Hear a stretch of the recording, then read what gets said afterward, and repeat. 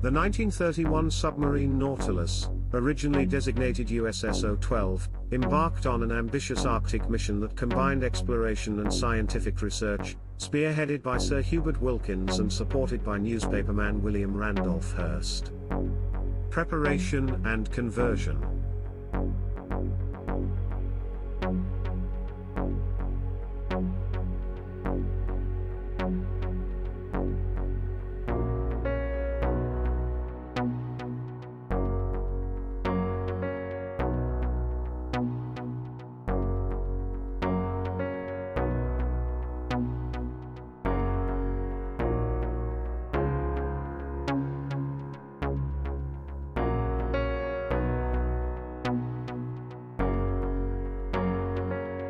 After being decommissioned from the US Navy in 1930, the submarine was struck from the Naval Vessel Register and transferred to the US Shipping Board.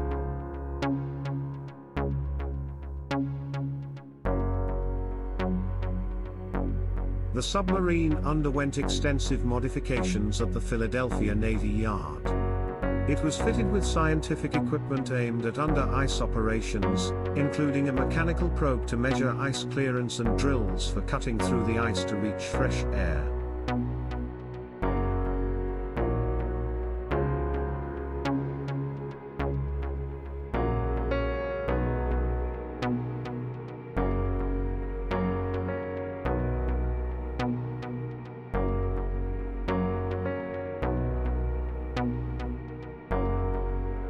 The torpedo chamber was converted into a moon pool to deploy scientific instruments.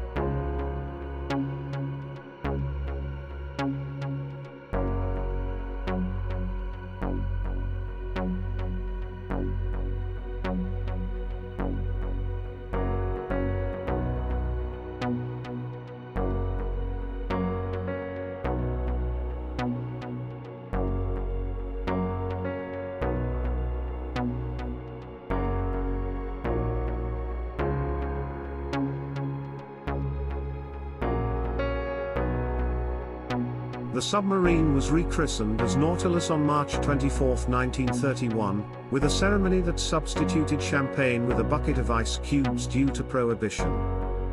The mission begins.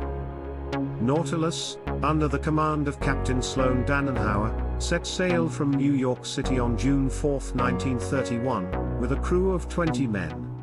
Its first destination was Plymouth, England, but a violent storm caused both of the submarine's engines to fail. The vessel was towed into Cork Harbour, Southern Ireland, for battery recharging and subsequently taken to England for repairs. Arctic voyage. Resuming its voyage on August 5, 1931, Nautilus navigated through the English Channel and along the Norwegian coast, facing yet another storm that caused significant damage, including a permanent list and the loss of the bridge. After a brief stop for repairs in Tromsø, Norway, the submarine reached Spitsbergen.